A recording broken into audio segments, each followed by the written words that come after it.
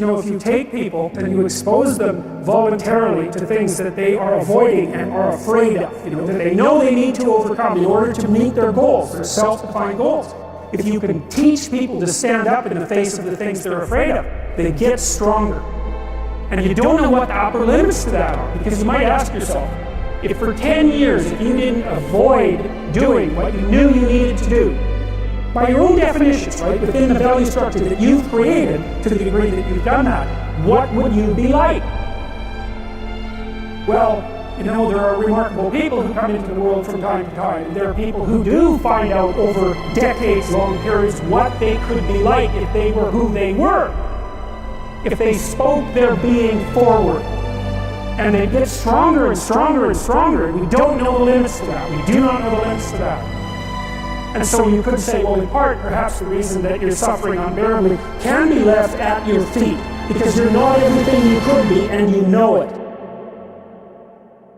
And of course, that's a terrible thing to admit, and it's a terrible thing to consider, but there's real promise in it, right? Because it means that perhaps there's another way that you could look at the world, another way that you could act in the world, so what it would reflect back to you would be much better than what it reflects back to you now.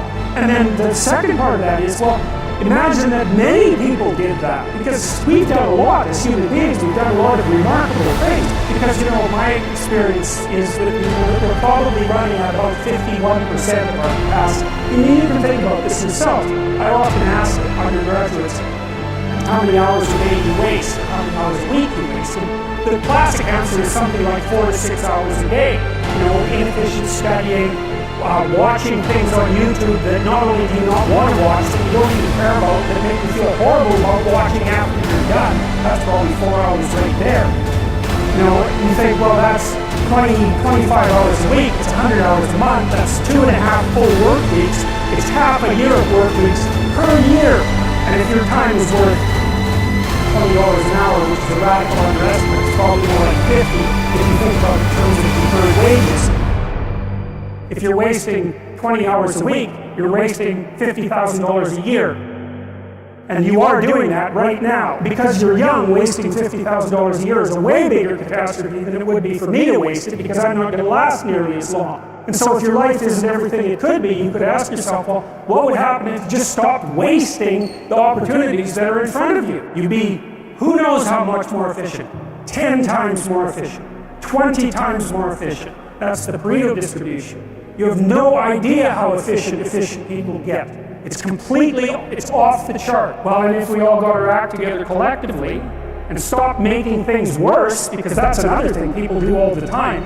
Not only do they not do what they should to make things better, they actively attempt to make things worse because they're spiteful or resentful or arrogant or deceitful or homicidal or genocidal or all of those things all bundled together in an absolutely pathological package. If people stop really, really trying just to make things worse, we have no idea how much better they would get just because of that.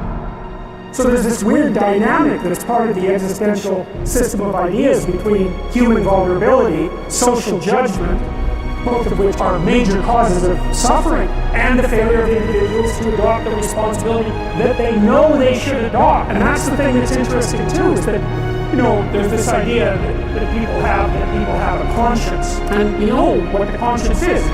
It's this feeling or voice you have in your head just before you do something that you know is stupid, telling you that probably you shouldn't do that stupid thing. You don't have to listen to it, strangely enough. But you go ahead and do it anyways, and then, of course, exactly what the conscience told you is going to happen. It inevitably happens, so you feel even stupider about it than you would if it happened by accident. Because you know, I knew this was going to happen, I got a warning it was going to happen, and I went and did it anyways. And the funny thing too is that conscience operates in you. You really don't understand what the hell that is. So you might say, well, what would happen if you were abided by your conscience for 5 years, 10 years? What sort of position might you be in? What sort of family might you have? What sort of relationship might you be able to afford? And you can be bloody sure that a relationship that's forged on the basis of who you actually are is going to be a lot stronger and more welcome than one that's forged on the basis of who you aren't. Now, of course, that means that the person you're with has to deal with the full force of you in all your ability and your capacity, and that's a very, very difficult thing to negotiate. But if you do negotiate it, well, at least you have somewhere solid to stand, and you have somewhere to live, you have a real life. And it's a great basis on which you bring children into the world, for example, because you can have an actual relationship with them instead of torturing them half to death, which is what happens in a tremendously large minority of cases. It isn't merely that your fate depends on whether or not you get your act together and to what degree you decide that you're going to live out your own genuine being. It isn't only your fate, it's the fate of everyone that you're networked with. And so, you think, well, there's 7 billion people in the world, and who are you? You're just one little dust mote among that 7 billion, and so it really doesn't matter what you do or don't do, but that's simply not the case. It's the wrong model, because you're at the center of a network. You're a node in a network. Of course, that's even more true now that we have social media. You'll know 1,000 people, at least over the course of your life, and they'll know 1,000 people each, and that puts you one person away from 1 million.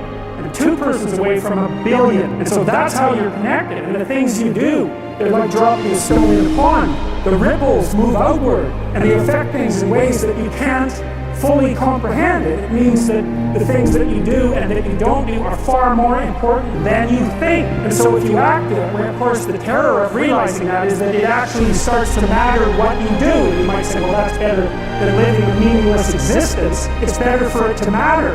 But I mean, if you really ask yourself, would you be so sure if you had the choice? I can live with no responsibility whatsoever.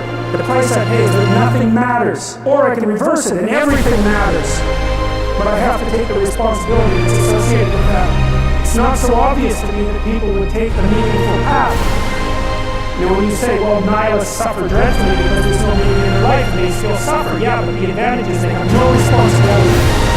So that's the payoff, and I actually think that's the motivation. It's saying, well, I can't help being nihilistic. All my belief systems have collapsed. So, yeah, maybe you just allowed them to collapse because it's a hell of a lot easier than that to out.